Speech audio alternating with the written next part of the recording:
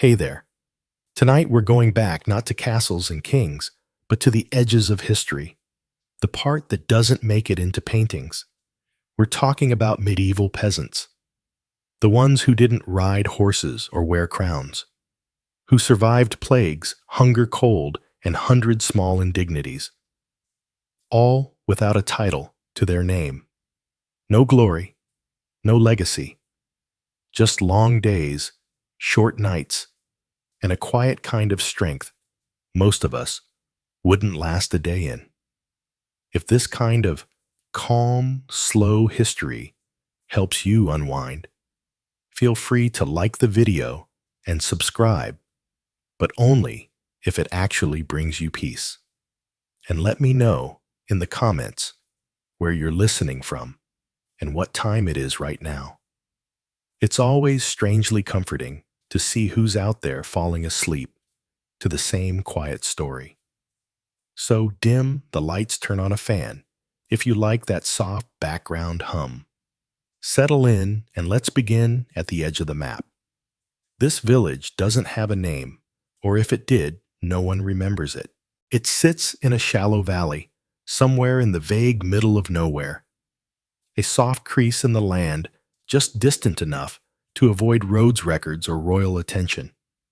You wouldn't find it on a map if you had a map, which you don't. You've never even seen one. Here the world ends where the trees begin. The forest is thick and slow, moving like something ancient that's only barely tolerating your presence.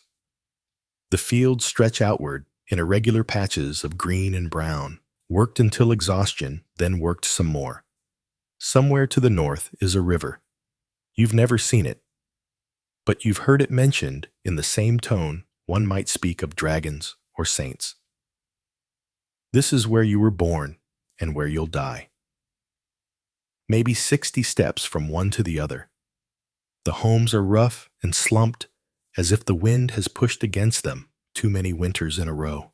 The walls are buhl and daub, that is mud straw and sticks carefully woven together and patched endlessly with whatever the weather hasn't taken yet. Roofs are thatched, and they sag under their own weight, always leaking in places you can't quite reach.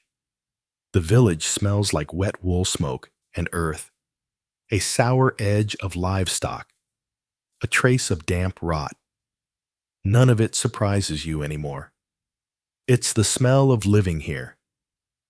The road leading in is not really a road, just a muddy track where ox carts have worn a pair of grooves deep enough to collect rainwater and mosquitoes. No one important has traveled it in years, perhaps ever. Most days pass quietly. A distant bell marks the hours from a chapel in another village if the wind carries the sound. Otherwise, you measure time by the position of the sun or the depth of the shadows across the field or the ache that settles into your spine before noon. There are maybe a dozen families here, enough to fill a small gathering on feast days. Everyone knows everyone. Everyone knows everyone's problems, and everyone politely ignores them until it's necessary not to. The village elder, if you can call him that, is a man named Tom, who once spoke to a monk and now repeats that conversation as proof of his wisdom. No one questions it. Tom's hut hasn't collapsed. His goat seems healthy. That's as close to leadership as anyone requires. Nothing here is precise. There are no written records, no deeds, no land surveys. Boundaries are understood in terms of past the old elm, or where the ground gets soft. If there's a dispute, it's handled with a shrug, a short argument, and sometimes a loaf of bread passed back and forth until no one wants to keep fighting. There's no school, no tavern, no inn. If a stranger arrives, it's discussed for weeks. Where did they come from? What do they want? Are they cursed? Do they smell of salt? The arrival of someone new is both fascinating and mildly terrifying. And no one leaves. Not really. The idea of travel is less a plan than a rumor. You've heard of towns of cities, of places where stone buildings stretch 2 or even 3 stories high. But those are stories like talking animals or women who turn into birds. You can't miss a world you've never seen. The forest is dense. The hills are long. The roads, if they exist, are known more for bandits and bad luck than any promise of arrival. What would you do? Even if you reached one of those distant places you don't speak any other dialect. You don't carry coin. You don't know the customs. You don't even know how old you are. So you stay. There's safety in the familiar, even if it's hard, even if it's dull, even if the roof leaks and the well runs low, and the same stew has been bubbling in the pot for 3 days. There's comfort in routine and knowing where the firewood is and knowing who to ask when your fence collapses and knowing which patch of sky tells you when to bring in the sheep. You wake with the light. You sleep when it fades. You work in between. It isn't much, but it's life. And somehow, in the quiet rhythm of it all, there's a kind of peace. A kind that doesn't ask questions, that doesn't need to understand anything beyond what's visible from the top of the nearest hill. You might hear once in a while about a war, or a king dying, or a comet in the sky that scared a village 5 days' walk from here. But the news never seems to reach you directly. Just stories pass through too many mouths to carry weight. They lose their urgency somewhere between the merchant and the shepherd's cousin. Even time feels different here. Seasons don't shift cleanly. They bleed into each other. A damp spring becomes a wet summer. A hard frost turns into the kind of winter that chews through your boots. You don't count years. You count harvests. Dry ones, wet ones. The bad one when the rye grew black with rot. The good one where the barley came in thick and heavy. And even old Marjorie smiled for a week. His steward does. He collects grain, asks questions, writes things down. You answer carefully, never with too much detail. He doesn't seem to like detail. You've never met the king. You're not entirely sure what he does, but you know his name, and you say it when you pray, just in case it matters. Because here, on the edge of the map, most things don't change. And when they do, it's usually for the worse. Still, the half glows. The roof mostly holds. The cottage is warm. And tomorrow, the same sun will rise over the same hills. And for now, that's enough. In your lifetime, you'll walk hundreds of miles, but almost all of them will be in circles. Most people in the medieval countryside never traveled more than a few miles from where they were born. Not because they lacked curiosity or energy or boots, though boots were often a luxury, but because the world beyond the next hill didn't really belong to them. And the idea of going to find it that felt as far-fetched as flying. You grew up learning the names of every patch of land between your home and the edge of the field. You knew the shape of every tree stump on the path to the well. You could tell who had walked the road by the depth of their footprints in the mud. Everything beyond that started to feel theoretical. The next village over might only be 5 miles away, but it may as well have been a foreign country. You'd heard stories about it. Who married who stole a goat, who said the priest snored during Mass. But you hadn't seen it, and you likely wouldn't because travel was dangerous, not in the fun, thrilling way, in the quiet, exhausting, possibly fatal kind of way. Roads weren't well-kept paths lined with signs and travelers' inns. They were mostly muddy tracks through forests, fields, and long stretches of very empty, very silent land, no maps, no directions, just vague advice like, go until you see the leaning pine tree. Then left past the stone that looks like a sleeping pig. And on those paths, there were things to worry about.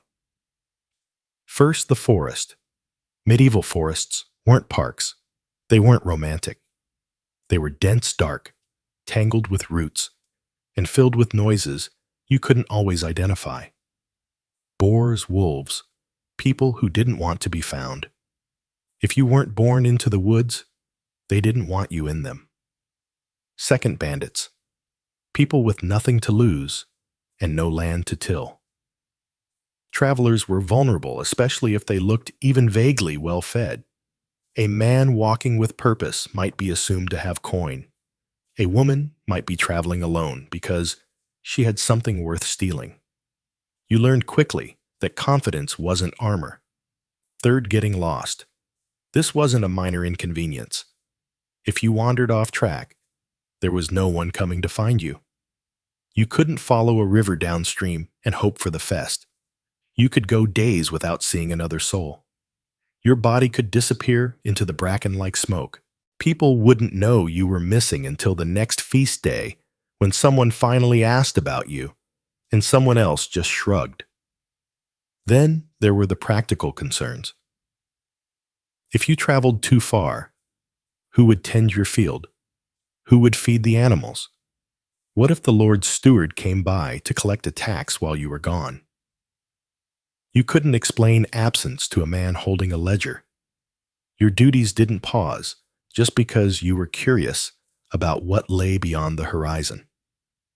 And even if you did make it to another village, what then? You weren't expected. You weren't welcomed.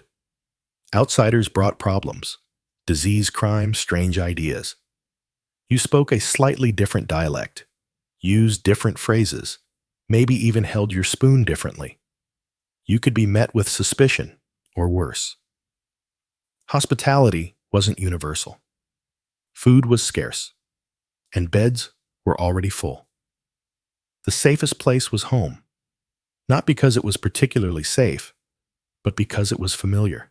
You knew which part of the roof leaked, which chickens wandered too far, which neighbor might lend you a tool without asking too many questions. Out there, no one owed you anything. Still, people did travel sometimes. Not peasants usually, but merchants, monks' messengers, people with protection, or a purpose, or both. You might see them once or twice a year coming through with carts full of wool or salted fish trailing stories behind them like campfire smoke. They spoke of cities where buildings were made of stone and shops sold spices and people walked streets that didn't turn to soup every time it rained. It sounded impossible. You listened, but you didn't dream too hard. Because even if it were true, what would you do in a place like that? You couldn't read. You didn't own coin. You wouldn't know which customs were expected. The city could swallow you whole, and no one would even know your name. So you stayed, not because you were afraid, though sometimes you were, but because you had things to tend a fence, to mend a niece, to watch over a bit of barley to dry, and a dozen other tasks that all needed doing before the sun dipped below the treeing. And because, truthfully, you didn't need the world to be bigger than it was. The village was enough. It had gossip and conflict and weather and sickness and fleeting joys. It had the rhythm of bells and the turning of seasons and the quiet pride of surviving another day. Sometimes you dreamed of seeing what was beyond the woods, but most days you just hoped the stew wouldn't burn while you fetched water. The village was enough. It had gossip and conflict and weather and sickness and fleeting joys. It had the rhythm of bells and the turning of seasons and the quiet pride of surviving another day. Sometimes you dreamed of seeing what was beyond the woods, but most days you just hoped the stew wouldn't burn while you fetched water. Some people did leave, usually the desperate or the reckless, sometimes the ambitious. A young man might set out in search of work or adventure, or a cause worth dying for. He might come back with a limp, or a story, or not at all. And when he didn't return, No one said much, just shook their heads and said he went beyond the trees, as if that explained everything. Maybe it did. For those who stayed, life was small, but it was also known. You weren't lonely, exactly. You shared your days with family neighbors, animals, and the land itself. There was comfort in repetition, comfort in the familiar complaints. You didn't need to see a distant city to understand the value of warmth or taste cinnamon, to know the joy of sweet bread, or cross a kingdom, to feel love or sorrow or boredom or hope. And as the years wore on, and the aches settled deeper into your joints, and the children grew taller than the fence posts, the idea of travel faded not with regret, but with understanding. Some people were meant to move. You were meant to stay. There is no blueprint, no architect, no pile of neatly labeled lumber waiting to be assembled. Just mud and wood, and whatever else the landscape hasn't already claimed. Your home isn't a house. Not in the way most people think of one. It's more like a compromise between shelter and weather, between effort and decay, between what you needed and what the land reluctantly agreed to give you. You begin with the frame, rough honeyed timbers from the nearest trees cut with tools that have passed through more hands than you can count. The wood isn't straight. It bends a little. It warps. But you don't mind. Neither are your walls. Once the frame is up, you weave thin branches or flexible sticks between the posts, a process called WL. It's not elegant. It's not even particularly quick, but it holds together, for the most part, like the rest of your life. Then comes the daub, a mix of mud, straw, manure, and water. You slap it on by hand. You press it between the gaps. You smooth it just enough to keep the wind out and pretend it's deliberate. It dries, slowly cracking in the sun, occasionally falling off in clumps that need to be redone before winter. You get used to the smell. Eventually, you stop noticing it. The roof is thatch, layers of dried straw packed tightly together and tied to the beams. When it's fresh, it's golden, almost pretty. Then the rains come. Then the birds come. Then time comes. The color fades. The edges fray. Holes appear where you never expected them. And you start placing buckets in places you hoped you'd never have to. You don't shingle it. You don't waterproof it. You just keep patching it until the whole thing threatens to become more patched than roof. At some point, you wonder if it might be easier to live under a cart. The floor is dirt. You tell yourself it's packed firm, and it is sort of. Years of walking, sweeping, spilling, and stomping have turned it into something almost solid. But when it rains, it softens again. When it freezes, it cracks. When the goats come in for the night, it's anyone's guess what's actually underfoot.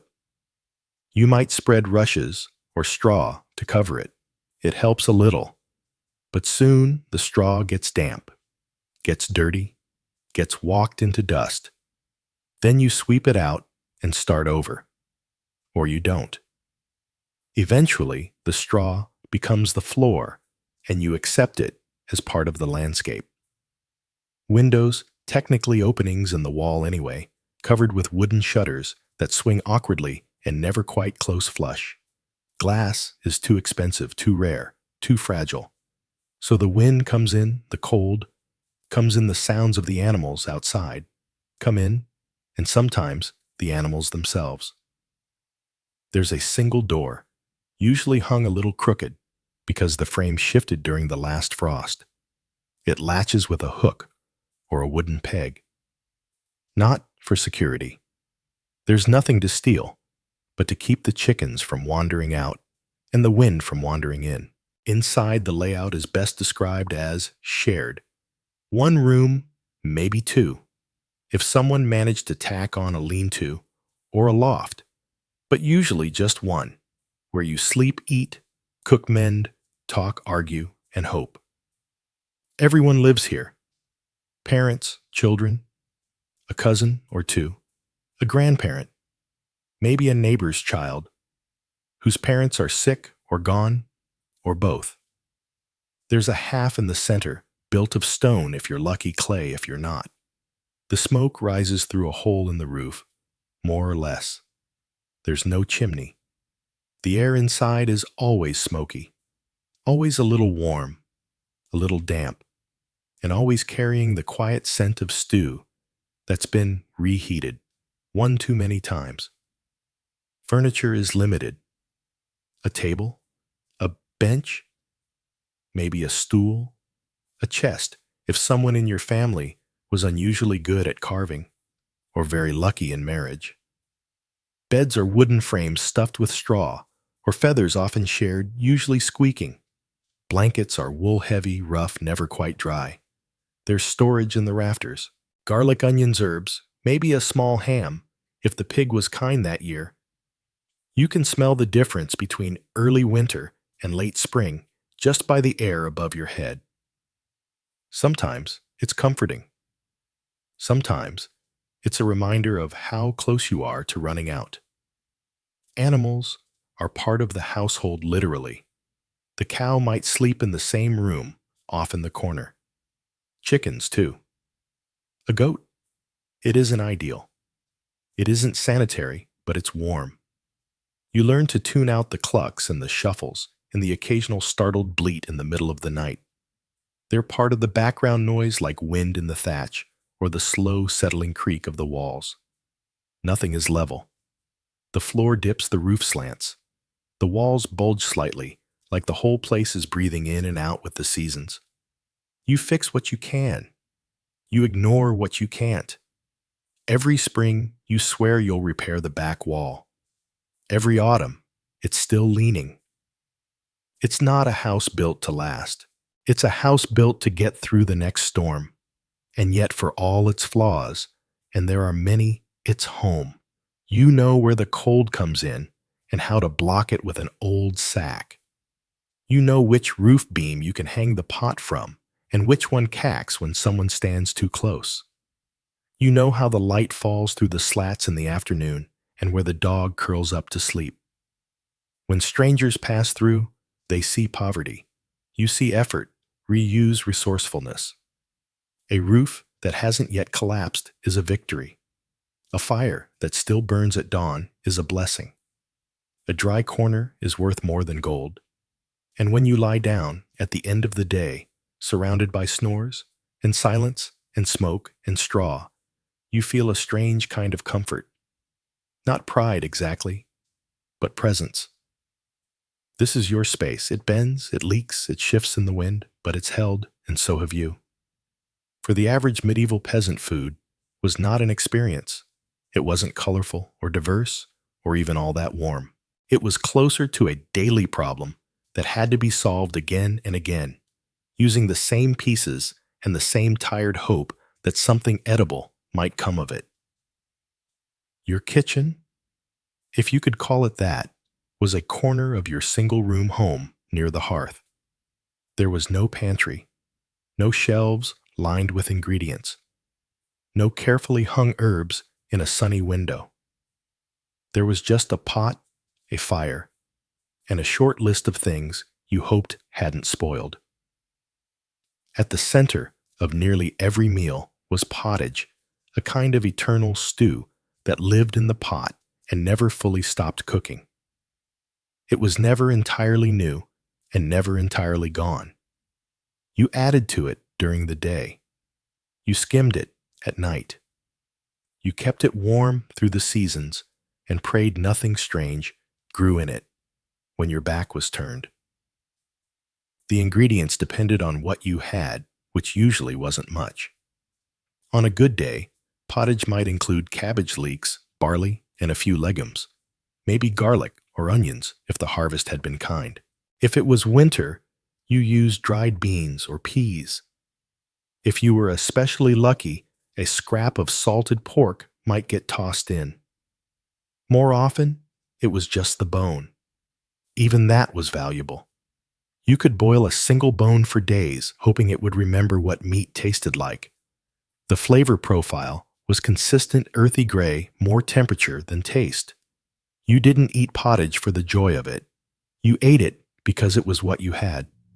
A warm meal at the end of the day was more than comfort. It was a small victory. The pot itself never really got clean.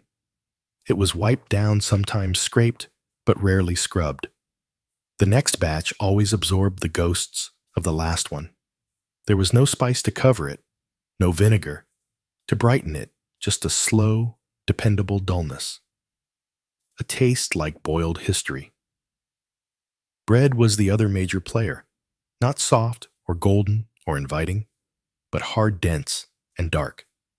It was usually made from rye barley or oats.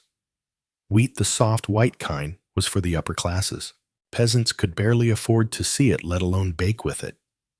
The loaves were small and heavy. They didn't rise much.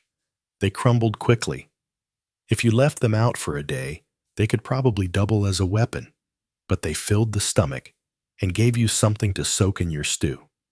Sometimes, the bread was made from questionable flours, chaff, ground up peas, or whatever was left at the bottom of the miller's barrel.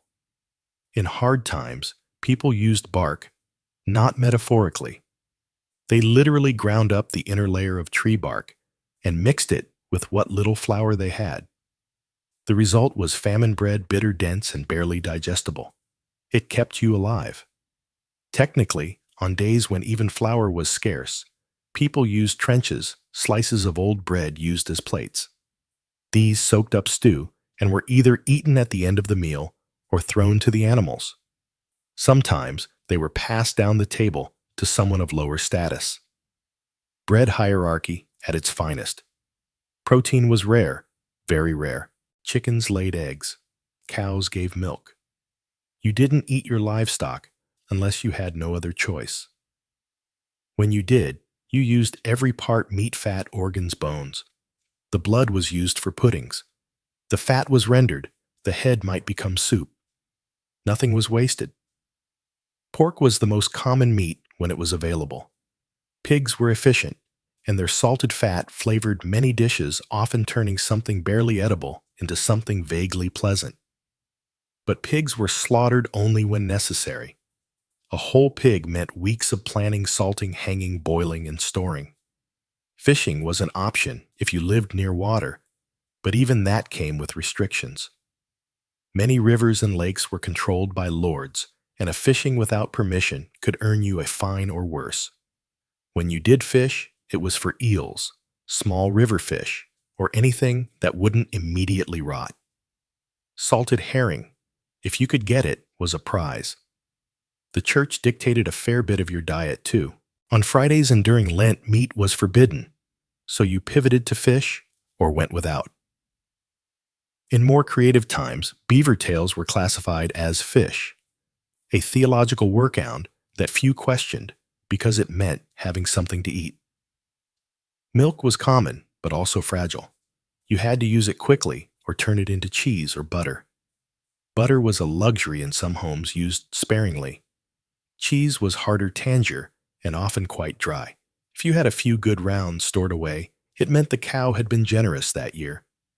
Dairy, though useful, didn't always agree with people, and refrigeration didn't exist. Sour milk was used anyway. Butter went rancid. Cheese molded. You just cut around the worst bits and hoped your stomach was stronger than the bacteria. Drinks were simple. Water was unreliable, often unsafe to drink depending on the season and what upstream neighbor had been careless. So ale was the default. Weak ale, known as small beer, was brewed in homes and drunk by everyone, including children. It had low alcohol, just enough to kill bacteria and dull the edges of thirst. If you had access to apples or pears, you might make cider. Wine was for the clergy and nobility. Mead was rare. Milk was for the young and the sick. Otherwise, it was ale with breakfast, ale with lunch, and ale to help forget that tomorrow would taste exactly like today. Vegetables formed the bulk of your diet.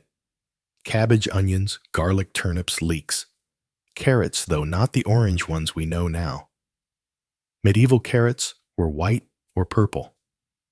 Most were grown in small gardens, tended carefully, and eaten root to leaf. Nothing was wasted. The tops of turnips might be boiled into greens. The skins were composted or tossed into the fire. Fruit was seasonal. Apples mostly. Maybe some berries or wild plums. If you dried them, they lasted through winter. Otherwise, they were eaten fast. Preserving was difficult. Sugar was nearly impossible to afford. Honey, if you had bees, was a treasured sweetener. Otherwise, your pottage stayed savory in the loosest sense of a word. Herbs were grown when possible. Parsley, sage, dill, mint. They weren't used for flavor so much as medicine or tradition. Some herbs were thought to protect against illness. Others kept pests away. Occasionally, they even made things taste a little better. But that was a happy accident, not the goal. Meals were eaten together on benches around the fire. There were no courses, no recipes, just a pot, a hunk of bread, and the hope that there would still be something left tomorrow.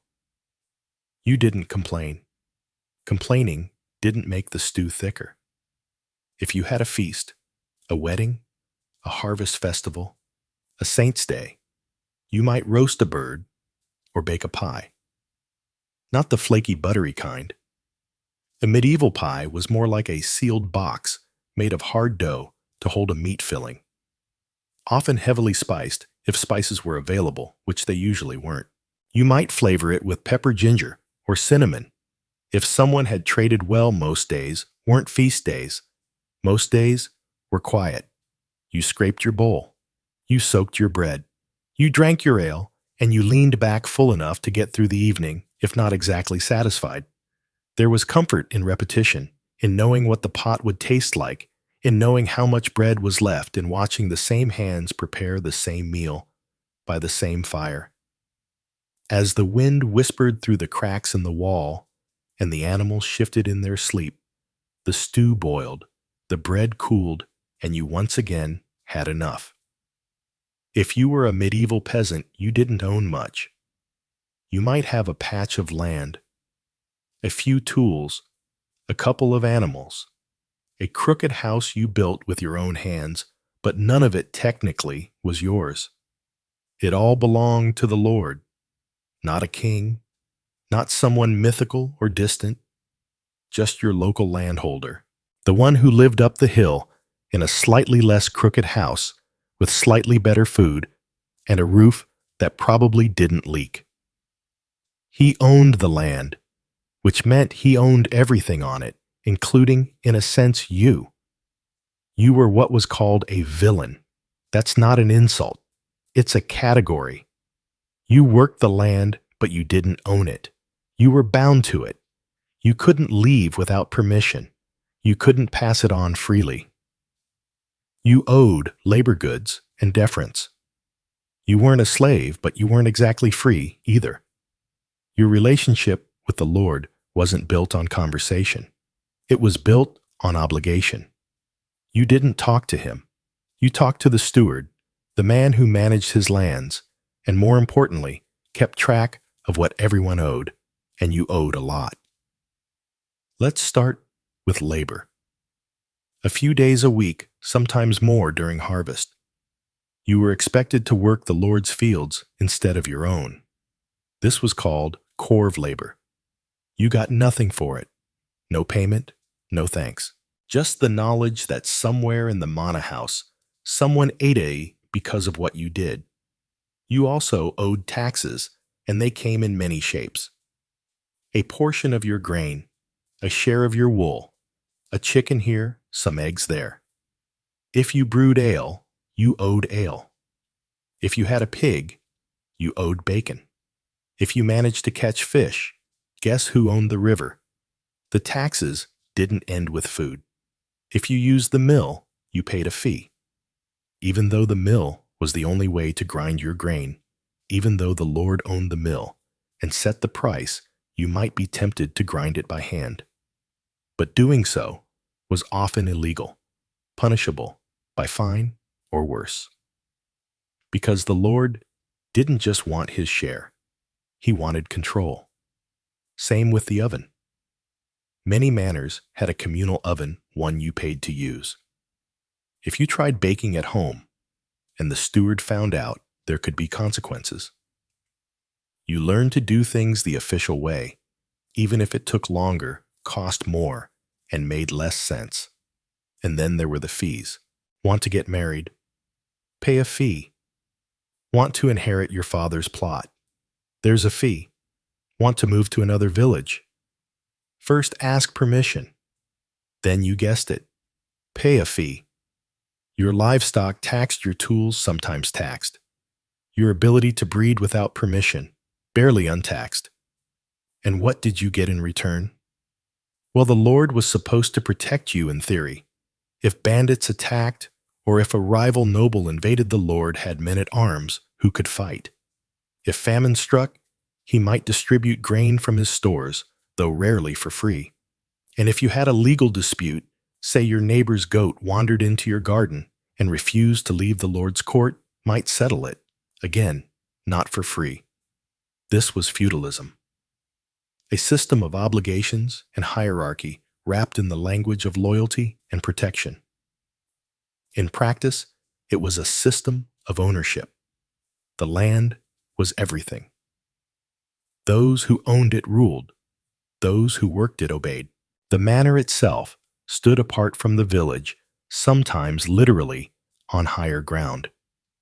It might be made of stone or timber larger than any peasant's home, with a roof thatched so thick no wind dared enter. Inside were tapestries, tables, servants, and the Lord, of course, wearing wool lined with fur, eating meals you couldn't imagine and thinking very little about you. He might not know your name, but he knew your numbers, how much barley you owed this year, how many eggs you'd promised, whether your son had reached the age where he could be added to the labor rolls. Everything was recorded. Not by you couldn't read, but by the steward, the reeve, the baifmen with wax tablets or bits of parchment who came around with questions you learned to answer carefully. And if you didn't meet your obligations, there were punishments. Fines, usually more goods taken, days added to your labor. In extreme cases, your tools could be confiscated, or your land reclaimed, or your house, your goats, your dignity, all of it gone. You didn't resist. Resistance wasn't rebellion. It was foolishness. But here's the strange part. The system worked, not because it was fair, but because it was stable. It had rules predictable if harsh. You knew what you owed. You knew what was expected. There was no guessing, no sudden surprises. Just a steady grinding rhythm of give, give, give. And occasionally, just occasionally, the Lord would give something back. A feast day where food was distributed. A holiday where labor was waived. A kind word perhaps spoken from horseback. Not enough to balance the scales, but enough to keep things from tipping. The relationship was never friendly, but it was enduring. Your Lord might be young or old, kind or cruel present, or distant, but he was always above. You didn't question that. You bowed when he passed. You removed your cap.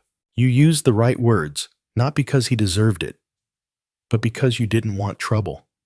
And maybe deep down, because a small part of you still hoped that one day you might be noticed, rewarded, lifted even just a little.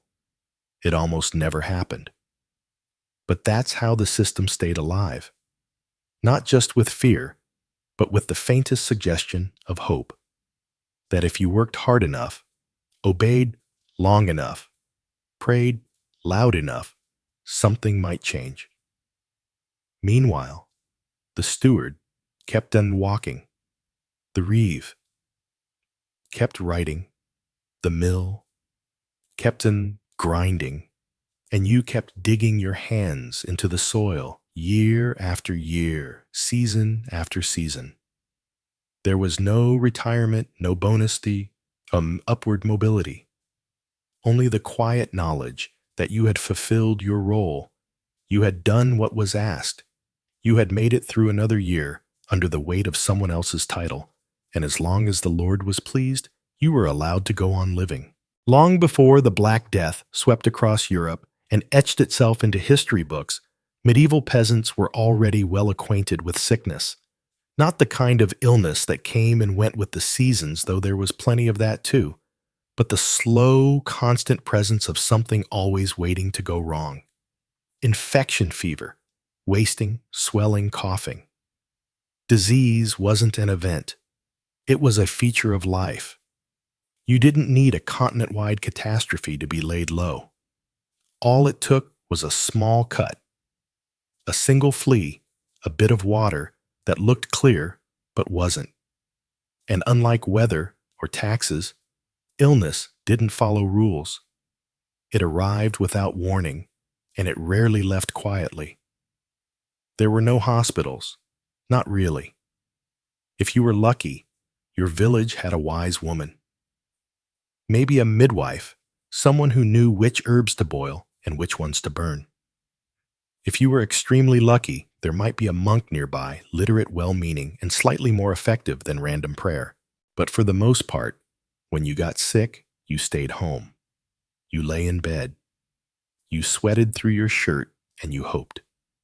Most people didn't understand what caused disease. The word germ hadn't been invented yet. Microscopes were centuries away. What you had were theories, old ones, confusing ones, and often wrong ones. Some believed in miasma, bad air, that carried disease through smell. If a village reeked of rot manure and smoke, it was assumed to be dangerous, which in a way was correct, but not for the reasons people thought. To combat the bad air, people stuffed herbs into their clothes, carried flowers in their sleeves, or walked around with vinegar-soaked rags pressed to their faces. Not pleasant, not helpful, but deeply believed. Others blamed divine punishment. Illness came from sin, from impure thoughts, disobedient acts, or general moral decay. If your child fell ill, it was a test. If your crops failed, and then your body failed, it was probably your fault, or your neighbor's, or both. There were local traditions too. Some thought illness came from the evil eye, a glare from someone jealous or angry. Others blamed moon phases, animal spirits, or grumpy saints. One particularly popular explanation was that sickness entered the body through the soles of the feet. The solution: boil them. And if that didn't work, burn something nearby, possibly your mattress. The cures were as strange as the causes. If you had a fever, you might be bled. A local man would arrive with a blade, a bowl, and more confidence than training. Sometimes leeches were used, sometimes sharp stones. The idea was to balance your humors. Blood phlegm, yellow bile, and black bile. If they were out of sync, so were you. No one ever saw these humors, of course, but they were blamed for nearly everything. For swelling, there were puces, smears of mashed herbs, mud, or even bread wrapped in cloth and tied to the body. Some worked, most didn't. A few made things worse. But the important thing was that something was being done. If your stomach ached, you might chew on charcoal. If you coughed blood, you might drink wine mixed with crushed pearls. If your eyes blurred, someone might whisper a prayer while blowing smoke over your head. If your leg turned black, you were probably out of options. And then there were the plague amulets, bits of metal or bone worn around the neck, sometimes inscribed with protective words, sometimes blessed by a priest. Some people buried onions in the corners of their homes. Others hung garlic above the door. One popular remedy was to tie a live chicken to the infected area and hope the illness transferred to the birds. It rarely did, but hope was in short supply, and people clung to whatever they could. Sickness was isolating, but not in the way we think of now. You didn't quarantine. You didn't call for help. You just tried to work until you couldn't. When that moment came, you lay down, and others carried on. Children were fed. Animals were fed. You were given broth, maybe, and a few murmured prayers. Sometimes illness passed. The fever broke. The swelling went down. You walked again slowly with a new limp and a deeper respect for warm soup. Other times it didn't, and your family lit a candle. Plague, in the broader sense, wasn't always the dramatic kind that left bodies in carts. More often, it was a slow infection. Skin turning dark, limbs swelling a cough deep enough to rattle the walls, smallpox, leprosy, dysentery. Even the flu could sweep through a village and leave half the population in bed. There were no case numbers, no charts, just stories. A traveler from another village said the cough had started there last week, or someone heard that 3 children had died near the river. You paid attention. You started boiling more water. You left herbs under the door. You kept your distance, even if no one said why. Death was not always feared, but it was recognized. People knew when it was near. They knew the signs. Breathing that slowed skin, that cooled eyes that turned dull. There were prayers for the dying soft ones whispered by firelight. When the Black Death finally did arrive in the 14th century, it hit with a violence that dwarfed everything before it. But by then, the world was already familiar with sickness. The idea that you could be well in the morning and gone by night was not new. It was just happening more often. The plague came in waves, and each time it returned, stronger, stranger buboes swelling in the neck and groin. Fever that stole the mind, blood that darkened and bubbled. People died in days, sometimes in hours. Entire villages vanished. Fields went until bells rang too often. Some peasants tried to flee, but disease travels faster than feet. Others turned to religion, doubling their prayers, whipping their backs, promising to live better if they were spared. A few turned to violence, blaming outsiders, blaming sinners, blaming anyone but the wind. The church offered explanations and comfort and burial. Monks died in droves. Priests vanished. In some places, death became so common that the funerals were skipped. Bodies were buried in mass graves, often without names. And yet life continued. People learned how to survive around sickness. They accepted it the way they accepted hunger or cold, not joyfully, but with a kind of tired resilience. They cleaned their homes more often. They shared herbs. They whispered new prayers. Some believed that surviving one sickness gave them protection against the next. Others didn't believe at all, but they got up anyway and milked the cow. Children grew up learning which plants to avoid, which ones to chew, and which ones to boil until they stopped smelling like feet. They knew how to wrap a wound, how to wait out a fever, how to tell when someone wasn't going to get better, and when you should stop hoping. And through it all, they didn't stop living. They married. They harvested. They shared meals such as they were. They sat by the fire and retold stories of the last illness and the time someone's grandfather survived a winter fever with nothing but garlic water and stubbornness. Plague wasn't the end of the world. It was just another part of it. And for those who endured survival, became its own kind of resistance. A quiet, stubborn refusal to go quietly. A belief that tomorrow would come. And if it didn't, someone else would remember your name.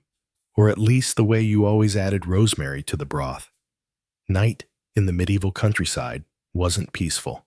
It was silent in the way a cave is silent, full of creaks, distant sounds, and the kind of quiet that makes you notice how loudly your own body exists. The day ended when the light failed and everything that wasn't already put away had to be dealt with quickly, because once darkness fell, the world shrank to the size of your half. There was no artificial light, no candles burning freely into the night. Wax was too valuable. If you had a tallow lamp, it was reserved for emergencies or religious devotions.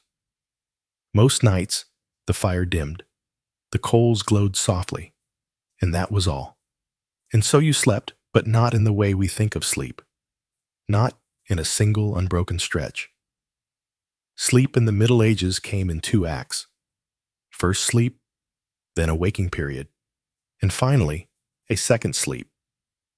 This rhythm wasn't accidental. It was how people adapted to the long, lightless hours between dusk and dawn. You would drift into your first sleep not long after nightfall. The fire would be banked. The animals would have quieted. Children would be hushed. The home, one room, maybe two, would stretch out into stillness. If you had a mattress, it was stuffed with straw or feathers, possibly lumpy, often shared. If you didn't, you slept on woven rushes or directly on the earth, softened only by habit. Everyone slept together. Family, relatives, even servants, all in one shared space, not out of closeness, but out of necessity. It was the only warm room in the house. On the coldest nights, even animals were brought inside. A goat near the door, a dog curled by the hearth, chickens in a basket. Warmth was more important than boundaries. There was no privacy. The idea of sleeping alone was associated with punishment, not comfort. The rich might afford solitude. Everyone else just made do. You turned to face the wall. You stuffed straw in your ears. You shared blankets. You breathed in each other's breath. And if someone snored, and someone always did, you got used to it. First, sleep lasted a few hours. Then, almost like clockwork, people would wake. It wasn't disturbing. It was expected. During this time, often around midnight, the world was still and quiet. Some people prayed, others stirred the coals, some used the chamber pot, or stepped outside into the freezing air. Some reflected, others whispered. It was a time of dreams, too. Vivid ones. People believed this midnight space opened a thin veil between the living and the dead, between the sacred and the mundane. If you dreamed during this waking interval, you remembered it, and you talked about it the next morning, not in passing, but as something that mattered. Eventually, the second sleep began. Deeper, slower. This was the sleep that healed or tried to. It was when the aches faded slightly, when the day's blisters cooled. If you were lucky, it was uninterrupted. If you weren't, you simply lay still and waited for dawn to give you an excuse to rise. The home didn't go silent at night, not entirely. The fire crackled. Wind whispered through the thatch. A baby might fuss. A cow might shuffle its hooves. Sometimes the night was broken by coughing, the wet, rattling kind that never seemed to end, and everyone noticed, but no one said anything. It was understood. The fear of the dark was real, and not irrational. The night carried real dangers, both imagined and entirely physical. Wolves, for instance. In some regions, their howls came close enough to the village to raise hairs on the back of your neck. They weren't just creatures of legend. They were real and hungry. Then there were thieves, rogue strangers' fires that started from a careless coal roofs that groaned under snow, and less explainable things. Ghosts, spirits, demons, witches. You didn't talk about them openly, but you knew they were out there. To protect the household, you followed rituals. You placed iron by the door, made the sign of the cross above the hearth, whispered protective blessings over the straw mattress, hung herbs, rosemary, sage, rue, above entryways. Sometimes you tied a bit of string around a child's wrist just in case. Even with protection, some families believed that sleep left you vulnerable, that the soul wandered while the body rested. So people tucked in carefully covered mirrors, faced the bed toward the fire, avoided sleeping with their feet pointed toward the door. The cold was its own enemy. It seeped through walls, through thatch, through poorly sealed doors. People didn't sleep under mounds of blankets. They layered wool fur cloaks, tunics. The idea of undressing for bed would have seemed absurd. You slept in your clothes, sometimes in your boots. There was a comfort to sleeping next to others, but also discomfort. Someone always shifted. Someone always murmured. There were elbows, knees, the occasional surprise from the family dog. But this was normal. You didn't expect silence. You expected closeness. And in that closeness, you found a strange kind of security. You heard your father breathe, your child twitch, your grandmother mutter a prayer in her sleep. It wasn't peaceful, but it was human. It was shared. When you dreamed, your dreams mattered. A field of wheat might mean prosperity. A snake illness, a broken tooth could mean death. You learned to interpret these things, or you found someone who could. The village had dream readers, not officially, but everyone knew who to ask. The church had its own ideas. It warned that some dreams were from the devil, that sleep was a time when temptation could slip in. You were told to pray before bed, to avoid certain thoughts, to keep your soul ready in case the night was your last, because it could be. People went to sleep and didn't wake up. Illness could take hold while you rested. A fever could rise. A cough could deepen. And by morning, someone might be gone quietly as if stolen. This uncertainty gave every morning a slightly reverent tone. When the light returned and the rooster cried out and the coals were stirred back to life, it meant you'd survived again. You sat up slowly. Every joint reminded you of your age, no matter how young you were. The cold bit your nose. You wiped your face. You looked around and counted bodies. Everyone who stirred was accounted for. Everyone who didn't was checked on. And then once the living were confirmed, the day began. Water was fetched. Bread was prepared. Animals were fed. The dream you had, if it was important, was shared, and the memory of the night faded, not erased, just softened, folded into the next stretch of time. In winter, sleep came early and stayed late. In summer, it shortened, but the rhythm remained. First sleep, a waking hour, second sleep. A world without clocks, but not without routine. And for all its discomfort, there was something grounding in that rhythm, something honest. You didn't aim for comfort, you aimed for endurance. And if you happened to find rest along the way, a moment of warmth, a particularly quiet night, a dream that didn't leave you afraid, that was a gift. One you didn't question, one you didn't expect to gain too soon. Some years, you're simply hungry. Other years, you're in a famine. It's not the same. Hunger is manageable. It has rules. You stretch food, you ration, you hope. But famine breaks the rules. It's when the fields fail, the root cellar is bare, and there's no more pretending that next week will be better. It's when food becomes an idea more than a substance. In a medieval village, you often saw it coming. It started in the spring. Too much rain or none. The barley came up patchy. The beans flowered, then browned. The cabbages cracked open too early. The wheat heads stayed stunted, bowed, like they were already mourning something. You noticed. Everyone did. At first, no one said it, but the looks were exchanged. The calculations made quietly internally. How much is left from last year? How much seed can we keep? How much can we afford to eat? The answers were never good. The hardest part was knowing what to do next, not in winter, but in summer, because that's when you had to choose between planting the seeds or grinding them into flour, between saving for a harvest that might never come or feeding your child one more bowl of something warm. And so the portions began to shrink. The stew got thinner. The bread got smaller. The bowls didn't come back empty. They just came back less often. You didn't panic, not yet. You told yourself this happened once before, or that another village might have extra, or that the manor stores could fill in the gaps. Hope was still on the table, just not much else.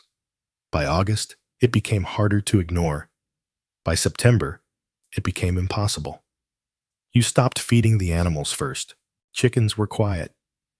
The goat's bleating grew hollow. The dog, if you had one, stopped barking and started following you more closely, like it understood it was next. Bread became ritual. One loaf split 5 ways. Everyone chewed slower. No one commented on the crust. Even the smallest crumb was swept up with reverence.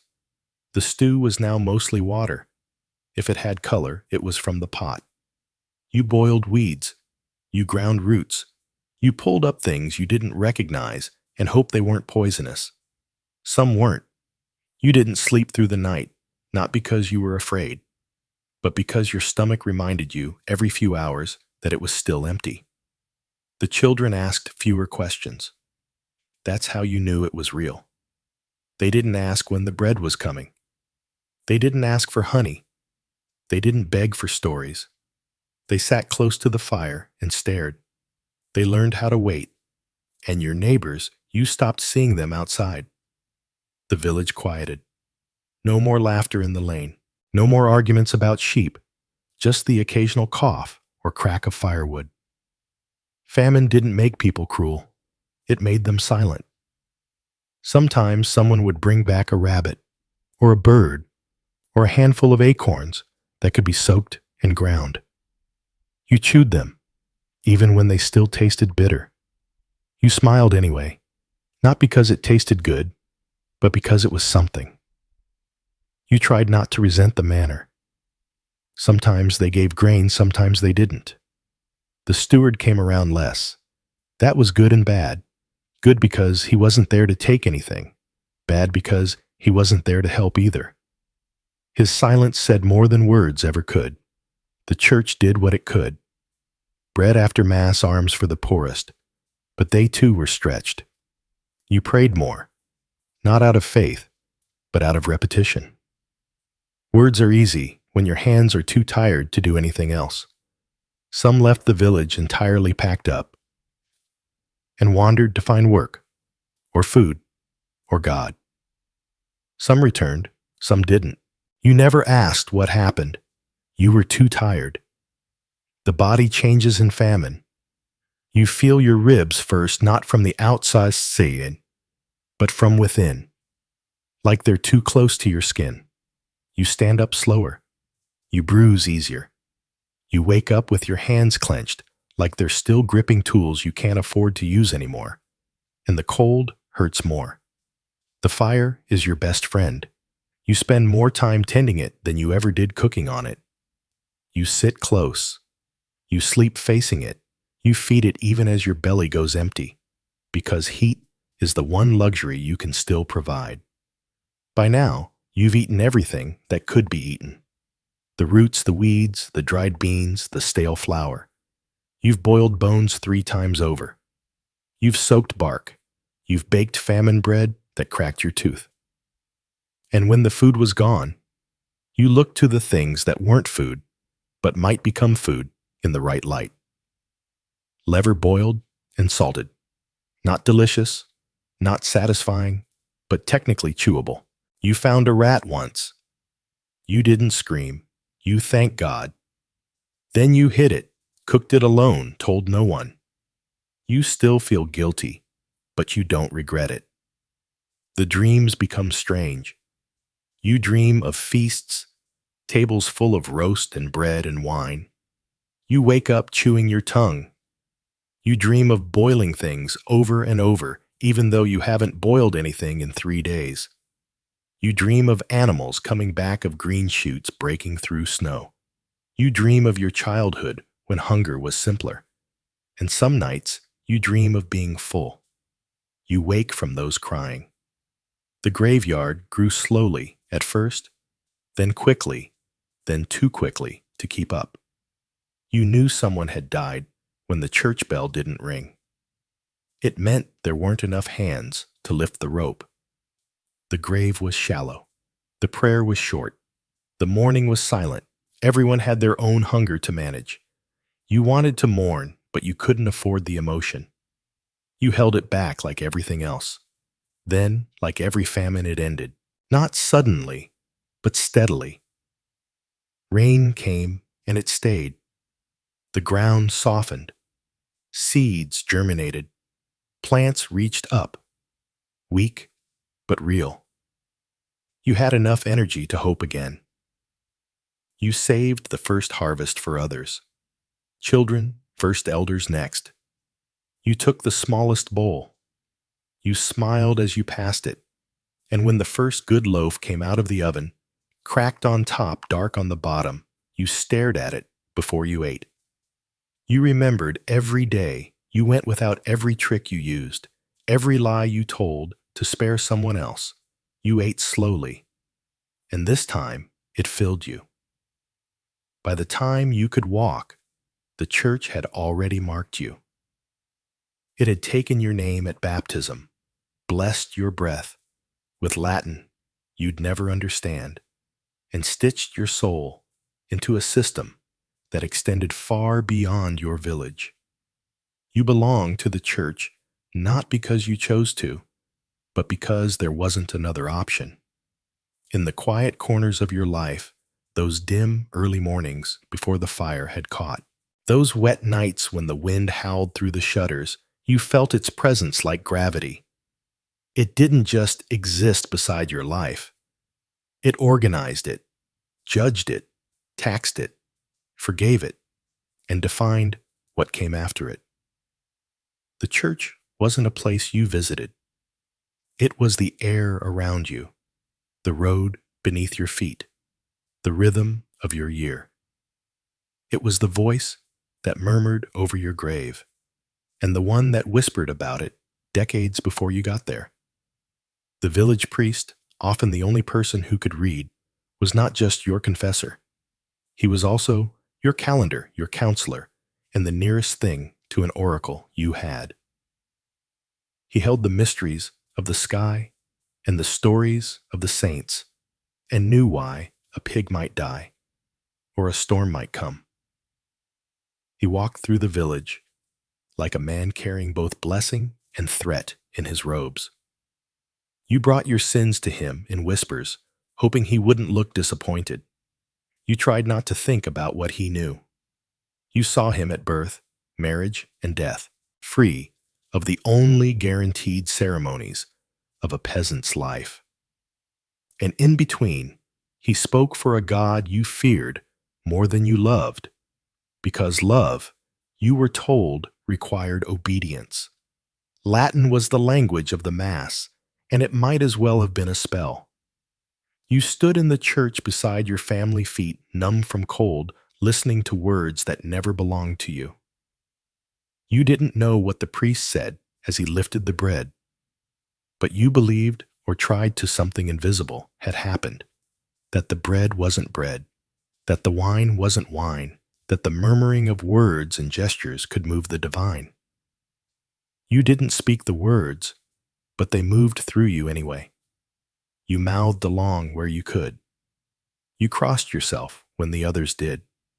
You learned the rhythm of holiness, like someone learns the path to a well, without understanding every step, only that you needed it. The church told you when to fast and when to feast.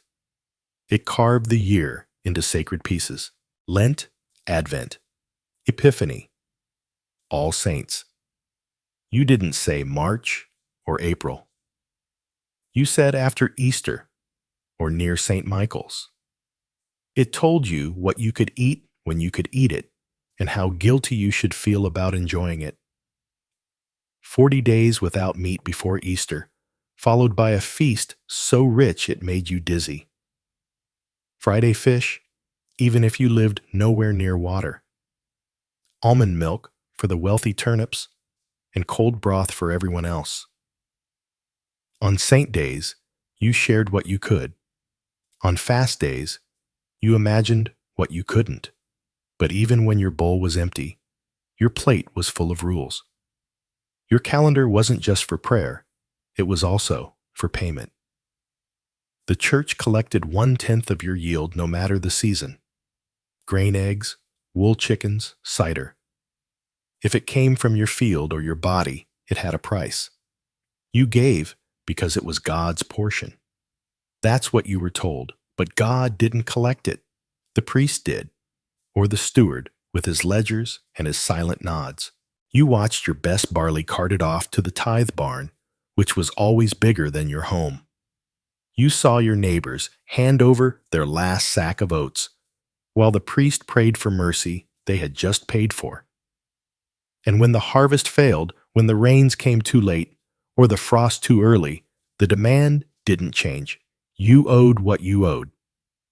Sometimes they let you pay in candles or labor. Sometimes they didn't.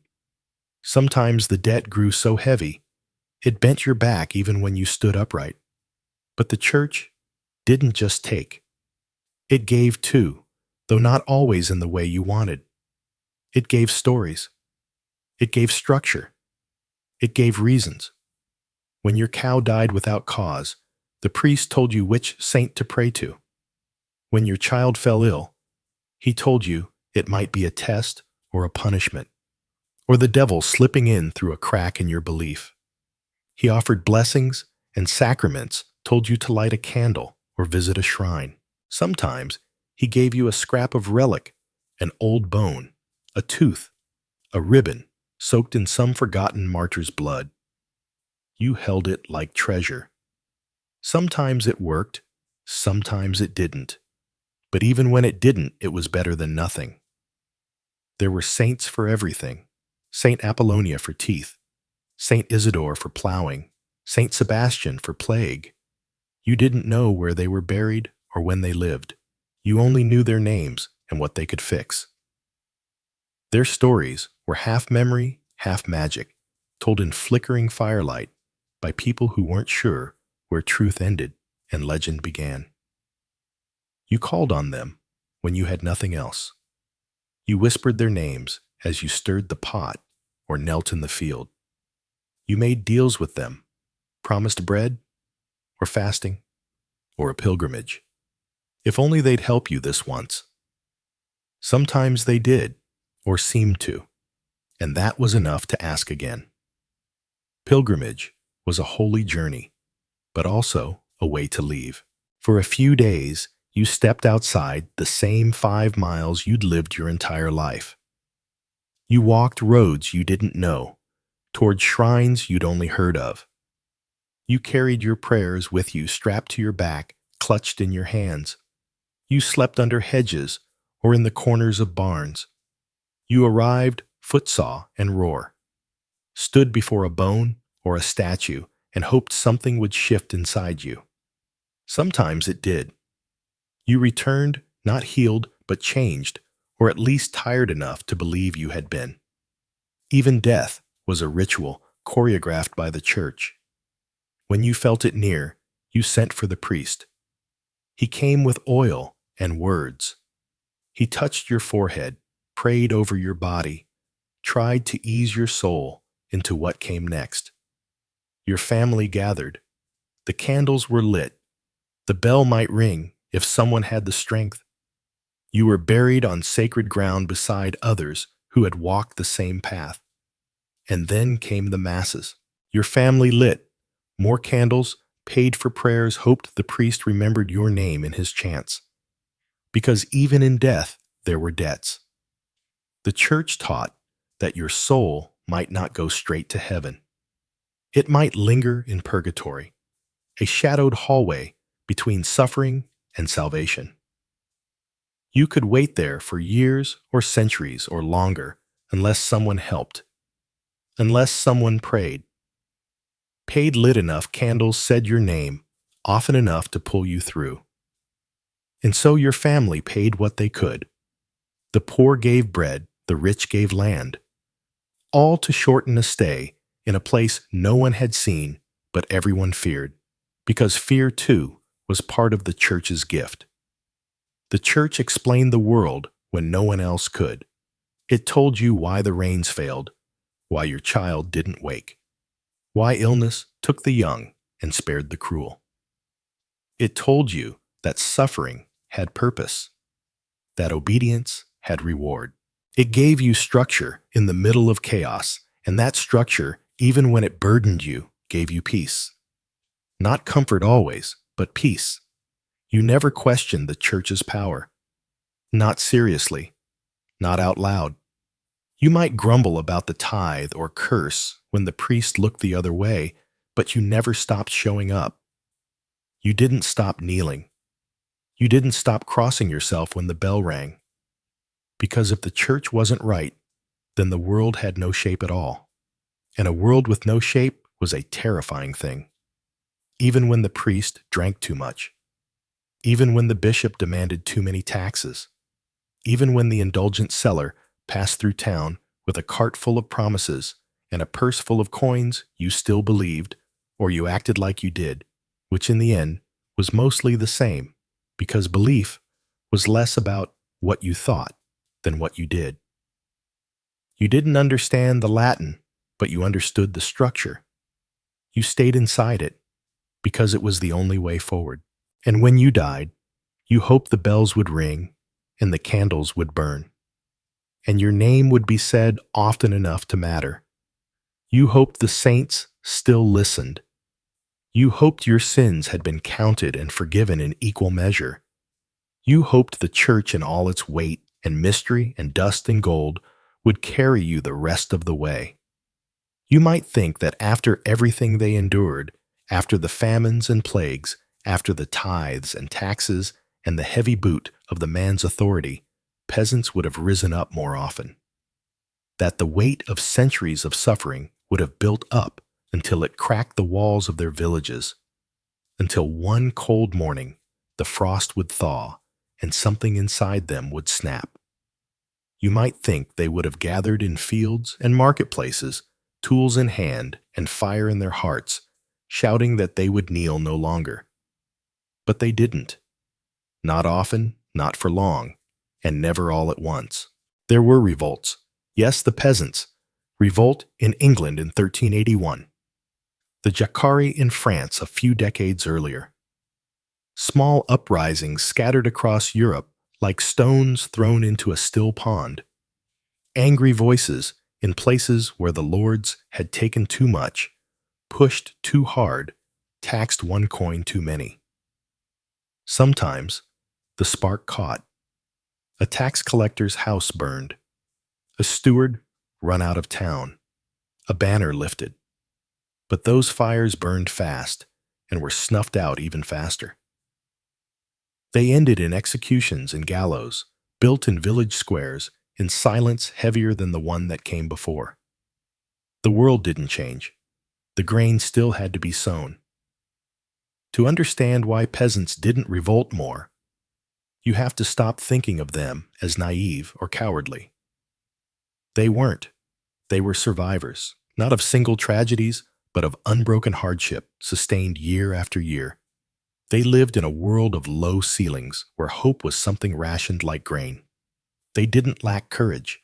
They lacked margin. In a life where every day was spent just trying to keep the roof patched and the soup warm, there was no space left for rebellion. You could plan a revolt, or you could dig potatoes. You couldn't do both. The truth was, the system worked, not because it was just all kind or efficient, but because it was ancient. It had sunk its roots into the habits of generations. It didn't need to be explained. It simply was. You owed labor. You owed grain. You owed the church its tenth, and the Lord his harvest. You owed a quiet nod when the reeve passed your door. You were born into that owing. And unless you were exceptionally lucky, you died in it too. But by staying within those bounds, you could survive. Barely, yes, but you could. The cost of stepping outside those rules was too high. The mana had soldiers. The church had excommunication. The king had no idea you existed, but he had laws that still bound you like rope. The penalty for defiance wasn't always death. Sometimes it was worse: banishment, starvation. Your family left to carry the debt you tried to escape. Everyone had heard a story. A father taken a mother whipped a cousin who disappeared after refusing to pay. The stories were passed down not to stir rebellion, but to prevent it. Besides, rebellion often didn't feel like an option, because the people you lived beside were not strangers. They were your kin, your neighbors. You shared fields, tools, fences, and prayers. Even if you hated the steward, you might still marry his daughter. Even if you resented the tithe, you still brought bread to Mass. The village wasn't a place you could leave easily, nor was it one you could tear apart without tearing yourself apart in the process. To revolt against the manor was in some small way to revolt against the rhythms of your own life. It's easy, centuries later, to imagine the peasant as a figure of eternal submission. Head bowed, hat in hand. But this picture misses the complexity of their world. Submission wasn't servitude. It was negotiation. Most peasants did not simply suffer. They adapted. They bartered. They bent. They found cracks in the walls and made homes in the spaces between the rules. A pig kept off the ledger, an extra sack of rye buried in the earth, a bribe given in eggs rather than coin. These were the rebellions they could afford. They were practical people. Their world was not governed by ideology, but by weather. The question was not what is just, but will this feed us through winter? And justice, if it ever came, was a luxury they didn't trust. Lords changed. Priests were replaced. Rules shifted. But the wind still blew. The soil still needed turning. And children still cried from hunger. You didn't revolt against that. You endured it. The church played its part too, and perhaps more effectively than the sword. It taught that suffering was holy, that endurance was righteous, that the meek would inherit the earth, though it never said when. You were taught that your trials were not punishment, but purification, that your obedience would be rewarded not in this life, but in the next. And if the promise of heaven wasn't enough, the threat of hell filled in the rest. Fire, torment, gnashing of teeth, all waiting for the proud, the rebellious, the ones who said no. And yet the peasants were not passive. Their resistance was just quieter. They gossiped about the stewards. They sang rude songs about the Lord's habits. They laughed when the priest stumbled on a sermon. They told stories at night of better days and better men. They found dignity in the smallest acts, a shared crust, a well-timed silence, a field tended just a little differently than the rule book said. Their rebellion was in the way they survived despite it all. Not because they accepted the system, but because they made it bend just enough to let them breathe. Sometimes, of course, things changed. A lord died, and his son was kinder. A new bishop forgave debts. A terrible storm reminded the powerful that even they were mortal. But those changes came from above. The peasant's job was to wait to endure, to hand down what little they had, and to teach their children to be quiet when they had to be, and brave when they could be. And there were dreams. Of course there were. You might not have called it revolution, but you thought about a different life. You dreamed of a day when your child wouldn't have to carry the same burdens, when no one would knock on your door with a list of Jews, when your back wouldn't ache before 30, when you could sleep without worrying about wolves or soldiers or winter. Those dreams kept you going, but they lived beside reality. You didn't expect them to come true. You just needed them to stay alive. What's perhaps most astonishing is not that peasants revolted so rarely, but that they managed to keep their culture, their faith, their families intact, despite the weight of the system pressing down on them. They kept songs alive that no one wrote down. They passed stories from one half to the next. They remembered which plants healed and which ones didn't. They taught one another how to pray, how to birth children, how to bury the dead. They created a continuity that outlasted kings and crusades. And they did it not with banners or battles, but with persistence. Persistence was their rebellion. When the mana demanded too much, they survived anyway. When the church taxed their sins, they still lit candles.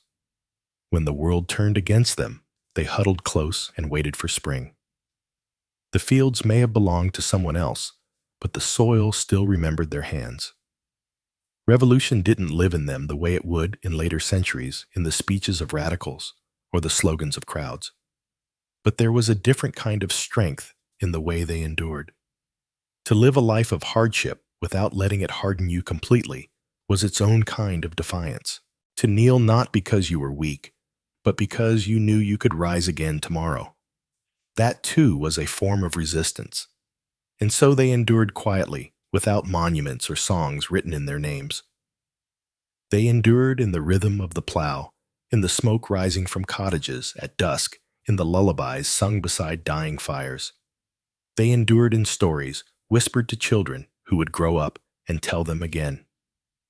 History often forgets them, or folds them into a footnote beneath kings and conquests. But the peasants were the thread that held the tapestry together. Without them, there would have been no harvests, no cathedrals, no armies to march under banners. They built the world even as they were kept from owning it. They may not have overturned their lords, but they outlasted them. And maybe that is revolution enough.